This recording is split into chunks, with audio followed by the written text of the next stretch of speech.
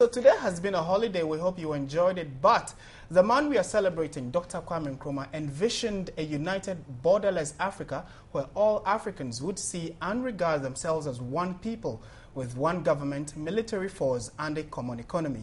But this vision never materialized as his colleagues opposed him to the letter. Is African unity, as conceived by Dr. Kwame Nkrumah, still a precondition for Africa's development? And is it achievable, we ask? Osajifo Dr. Kwame Nkrumah, first president of Ghana, had his foreign policy hinged on four cardinal pillars: total liberation of Africa from all forms of colonialism and neo-colonialism, total unity of Africa, respect for the African personality, that the African is as good as everyone and is capable of managing his own affairs, and finally, regional integration. For Nkrumah, the concept of African unity meant something deeper, something some of his colleague African leaders did not agree to.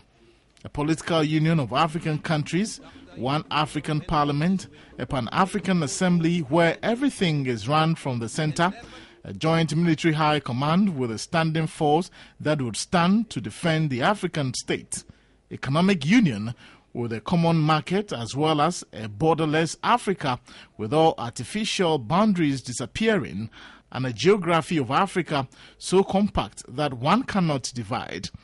Nkrumah did not only conceive these ideals, but was also convinced that they were highly achievable, and without them Africa was doomed. This mid-20th century is Africa's.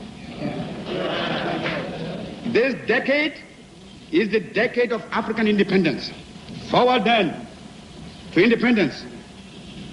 To independence now. Tomorrow, the United States of Africa.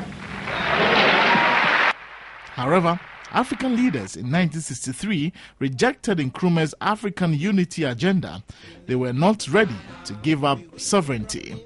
The Organization of African Unity, OAU, a more gradualist approach to African unity, was formed. After 50 years of wars, political instability and underdevelopment, it is clear that Africa still needs Nkrumah's ideas to move on.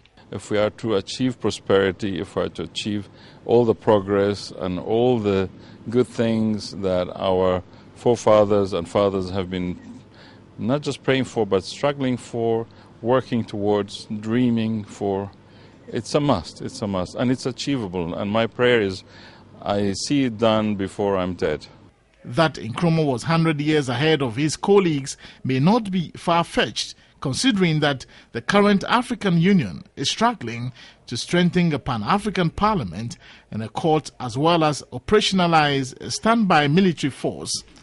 By his death in 1972, Nkrumah had undoubtedly won the war of African decolonization, but lost the battle for African unity. Well, so let's still stay on the subject. And Dr. Kwame Nkrumah says his father's vision for Ghana and Africa has been derailed due to the selfish needs of some leaders. He, however, has declared his intentions to run for president should he receive support from 2 million Ghanaians.